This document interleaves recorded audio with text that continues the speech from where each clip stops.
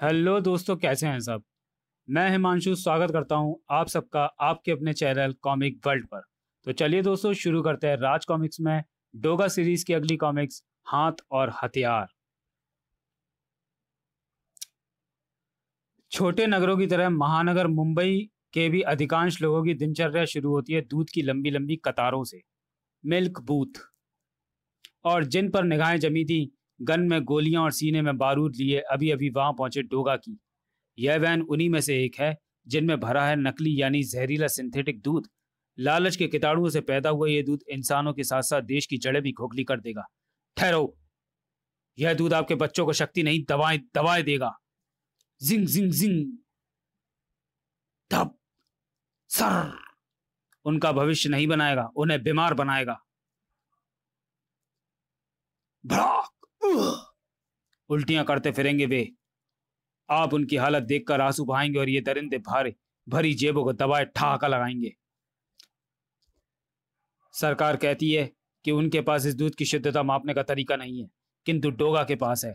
यह है डोगा का तरीका, हर दरिंदे से सच उगलवाने का एक्यूरेट मीटर। ठाक, हथौड़े से हाथ और बारूद से भरे हथियार। ये दूध नकली है। उस खूंखार कुत्ते किसी गुर्राहट के आगे झूठ न बोला वह, और सच सुनते ही भड़क उठा जन आक्रोश। डोगा, इस कमीने को हमारे हवाले कर दो। हाँ, ये हमारा अपराधी है, हमारे बच्चों के मुंह से दूध छीनने का गुनाहगार। तुमने ठीक कहा, मारो इसे। ताड़ ताड़। और इधर इंस्पेक्टर असलम मौजूद था कमिश्नर सिन्हा के सामने। आज महानगर में सिंथेटिक दूध का आतंक बच्चे बच्चे की आंखों में देखा जा सकता है। इंस्पेक्टर असलम, शहर में अपराध सिर उठाएं तो छवि पुलिस की बिगड़ती है, और अगर ऐसे में अपराधियों व गुंडों का निशाना भी पुलिस वाले ही बनने लगे तो मामला और भी शर्मनाक हो जाता है, जैसा कि सिपाही ताराचंद के मामले में हुआ। मामूली गुंडों द्वारा सिपाही ताराचंद का रिवॉल्वर छीनने की घटना उतनी ही सनसनीखेज है जितनी की शर्मनाक तुम्हारे द्वारा उस गुंडे लंबू और उसके साथियों को गिरफ्तार न कर पाने की घटना। तुम्हारे कायरपन की वजह से वो गुंडे उस वक्त चले गए, मगर शीघ्र ही उस समय लौटे जब तुम अपनी गर्लफ्रेंड हिना के साथ थे। यहां भी लंबू और उसके वही साथी तुम पर भारी पड़े और तुम्हारी मदद की डोगा ने, जो खुद भी अपराधी है। मगर एक बार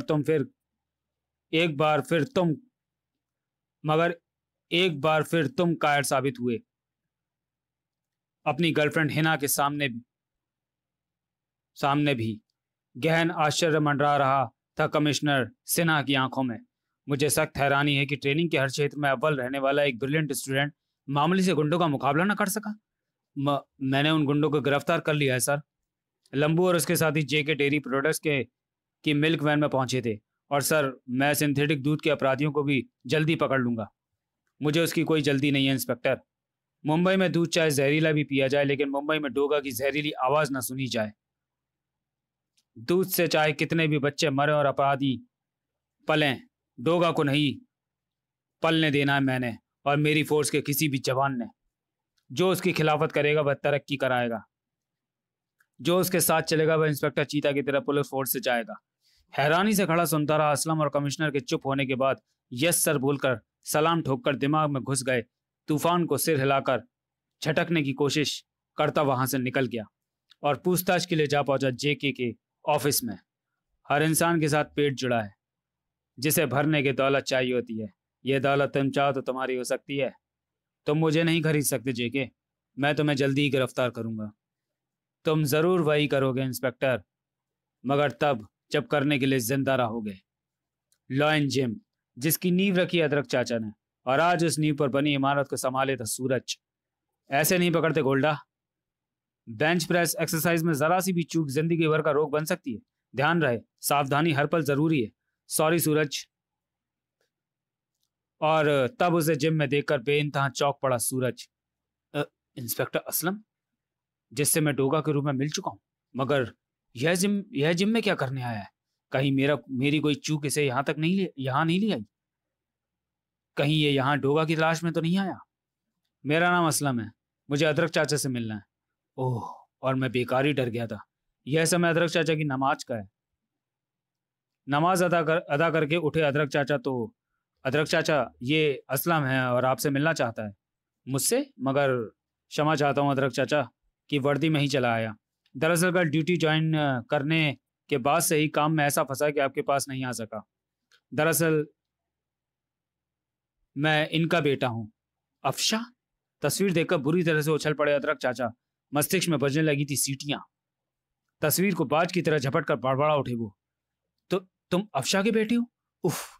मगर मगर अफशा खुद क्यों नहीं है? कैसी है वो? कहाँ है वो? चिरनिंद्रा में सो चुकी हैं वो। पत्थर की तरह सख्त हो गया था असलम का चेहरा। तो क्या क्या अफशा? गला भर रहा आया इंस्पेक्टर असलम का। आखिरी सांस निकलने से पहले उन्होंने मुझे आपके बारे में बताया था और कहा था कि ट्रेनिंग के बाद मुंबई में मैं आपके पास ही रहूं। अम्मी जान के हर आदेश को सिर झुकाकर मानता आया। उनकी आखिरी इच्छा को पूरी करने से इनकार कैसे करता तो सो चला आया। यह भी नहीं पूछा कि वो मुझे क्यों एक ऐसे इंसान के घर भेज रही हैं जिसे मैंने कभी देखा ही नहीं। हाँ, उस वक्त तुम बहुत छोटे थे। तो तुम आज से यहीं रहोगे बेटे। सूरज, इसके यहाँ रहने का प्रबंध तुम्हें करना है। जी अदरक चाचा। और हाँ बेटे, ये सूरज है जिसे मैंने अपने बेटे की तरह पाला है। इसे अपना भाई ही समझना। और सूरज, ये मेरे मुंह बोले भाई का बेटा है। आओ असलम, तो मैं तुम्हारा कमरा दिखा दूं। जिम से होकर गुजरा सूरज तो यहाँ तुम बॉडी बिल्डिंग सिखाते हो, यानी जिस्म की रग रग की कायरतों को दूर करके उसे बलशाली बनाते हो। मगर हाँ हाँ कहो, क्या तन को मजबूती प्रदान करने वाली ये मशीनें मन को भी मजबूत कर पाती हैं? मन को केवल हालात बदल सकते हैं असलम। और उस रात पिछले दिन की घटनाओं से विचलित हो उठा असलम। इस अजनबी शहर में एक तुम्हें अपना साथी पाया था। तुम भी दूर हो जाओगी तो टूट जाएगा तुम्हारा असलम, है ना? टूट जाएगा वो। सहसा ही कमरे में हल्की सी आहट से चौंक पड़ा असलम। कमरे में कोई है। टेबल लैम्प का स्विच ऑन करते ही हैरानी से उछल पड़ा वह। ये पॉर्क पान यहाँ कहां से आ गया? इसे सावधानी से पकड़ना होगा वरना ये मुझ पर अपने कांटों से हमला कर सकता है। और थप। मगर ये यहाँ पहुंचा कैसे? ये रिहायशी क्षेत्रों से दूर रहता है या ये यहाँ पहुंचाया गया है? तुमने बिल्कुल ठीक कहा इंस्पेक्टर असलम, इसे यहाँ मैंने पहुंचाया है। उफ। पार्को। कौन हो तुम? पार्को। उफ। जो तुझे यहाँ मौत देने आया है। ठाक ठाक। इसके कांटों से मुझे बचना होगा, साथ ही इसे पकड़ना भी होगा। बड़ी फुर्ती के साथ हवा में उछलकर आया पार्को। और मेरे कांटों के अलावा तुझे मेरे प्रहारों से भी बचना होगा असलम। मैंने उस पर एक भी वार नहीं किया। उफ। क्या फिर मैं अपने आप को इस मुकाबले के लिए तैयार नहीं कर पा रहा हूं? साए साए। नहीं, आज मैं अपने दिल की भावनाओं को दिमाग की सोचों पर हावी नहीं होने दूंगा। पसीना उमड़ आया चेहरे पर। जबरदस्त हुंकार भरता इंस्पेक्टर असलम हवा में उछला। आज मेरे दिल और जिस्म चढ़े कायरता के कवच को टूट कर गिरना ही चाहिए, ताकि जवाब दे सकूं मैं हिना को। कह सकूं उससे कि मैं कायर नहीं, मैं कायर नहीं। उफ। लेकिन बेबसी से होठ भिज गए उसके। सांस धौंकने के समान चलने लगी। जल बिन मछली की तरह तड़प उठा वह। छनाक। पार्को पर वार करने के लिए उठा हाथ उठा ही रह गया। टेबल लैम्प को उसने दीवार पर दे मारा। इसी पल पार्को के शरीर से छूटे कई तकुए जा धसे असलम के पेट में। आह! हा हा हा हा हा। तुझे मुझ पर वार करने का एक मौका मिला था इंस्पेक्टर, और वो तू चूक गया। लेकिन मैं कोई मौका नहीं चूकूंगा। और तभी तूने ठीक कहा, मुझसे मार खाने का कोई मौका तू नहीं चूकेगा शैतान। बल्ब टूटने की तेज आवाज सुनकर सूरज वहां आ पहुंचा था। पार्को की असलम से दुश्मनी की वजह शायद लंबू की गिरफ्तारी है। सूरज। पार्को की आंखों की सुर्खी सहसा ही बढ़ गई थी और अब वो पहले से भी अधिक खूंखार व आक्रामक हो गया। आया था एक को खत्म करने, मगर लगता है अब दो को खत्म करके जाना पड़ेगा। साए ताक। अब तू अगर कहीं जाएगा तो वह जगह जेल होगी। पार्को ने वेट डिस्क को उठाकर उड़नसस्ती की तरह सूरज पर फेंका, मगर ताक। सूरज बचो। उफ। असलम। पार्को ने बेंच उठाकर उसे तलवार की भांति सूरज पर घुमाया तो उस चोट को भी अपने जिस्म पर खाने बीच में आ गया असलम। भाग। नहीं असलम नहीं। मुझ पर किए गए इतने शक्तिशाली वार ये अपने जिस्म पर सह गया। बड़ी फुर्ती के साथ पार्को ने कांटे सूरज की ओर उछाले, मगर वह उतनी ही तेजी व फुर्ती के साथ नीचे आ गिरा। आज मेरी पूरी कोशिश रहेगी कि यह बचकर ना जाने पाए। धमाल। इसी पल पार्को ने उन वेट्स को धक्का दिया और धड़ धड़ धड़ धड़ धड़। उफ, मुझे पीठ के बल गिरना चाहिए था। पार्को ने मुझे फंसा दिया है। क्योंकि इस अवस्था में मैं बल का प्रयोग करके सभी वेट्स को अपने ऊपर से जल्दी नहीं हटा सकता। दरवाजे पर नजर आया असलम, जिसे देखकर चीख पड़ा सूरज। असलम, रोको उसे, क्विक! रुक जाओ, मैं कहता हूं रुक जाओ। पार्को के हाथ में नजर आई टेनिस के आकार की वह गेंद। जरूर रुकूंगा, लेकिन तब जब इसमें मुझे रोकने की हिम्मत होगी। गोली चलाओ असलम, शूट हिम! असलम के जबड़े सख्ती के साथ भिज गए। थरथराते हाथों की उंगली कसने लगी ट्रिगर पर। चेहरा पसीने से लथपथ होता चला गया उसका, मगर चीख पड़ा उसका अंतर्मन। नहीं, मेरे हाथों में वो ताकत जन्म नहीं ले पा रही जो किसी पर गोली चला सके, मगर मैं सूरज को उस गेंद के वार से बचाने की कोशिश जरूर करूंगा। देरी खतरनाक साबित हुई। टेनिस के आकार की गेंद ठीक असलम पर आकर फटी और फट! असलम, ये क्या किया मूर्ख! आलपिन के आकार के कई कांटों से बिंद गया उसका जिस्म, और उफ, आखिर वही हुआ जिस बात का मुझे डर था। ओह, अब वह दूसरा क्विल्स बम मेरी ओर उछालने वाला है। मुझे असलम के हाथ से छूटकर यहाँ आगे रिवॉल्वर को फौरन प्रयोग करना होगा। सूरज ने गोली चलाने में क्षण भर की आखिरी हिस्से की भी देरी न की, क्योंकि पार को दूसरा क्विल्स बम भी उछालने जा रहा था, और यह क्विल्स बम सूरज से टकराने जा रहा था।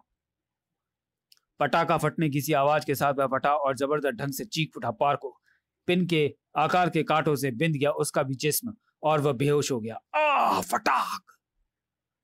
हड़बड़ाए हुए वहां दाखिल हुए अदरक चाचा। सूरज, मैं ठीक हूं अदरक चाचा, मगर असलम को फौरन हॉस्पिटल ले जाना होगा। ये पार्कों के हमले से घायल हो गया है। मैं कायर, बुज़दिल, नाकारा, बेकार हूं, मुझे मर... ये क्या बड़बड़ा रहा है सूरज? ये पार्कों का मुकाबला ठीक से नहीं कर पाया, शायद इसलिए अपने आप को कायर समझ रहा है, मगर मैं जानता हूं कि दूसरे के वारों को अपने जिस्म पर झेलने वाला इंसान कायर नहीं होता।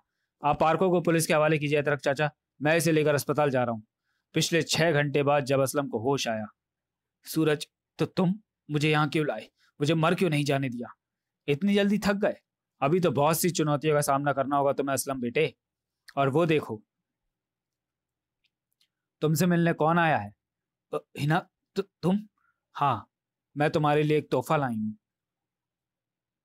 तो चलिए दोस्तों, वीडियो को यहीं समाप्त करते हैं और मिलते हैं हाथ और हथियार के दूसरे और अंतिम भाग में अगले वीडियो में। तब तक के लिए धन्यवाद।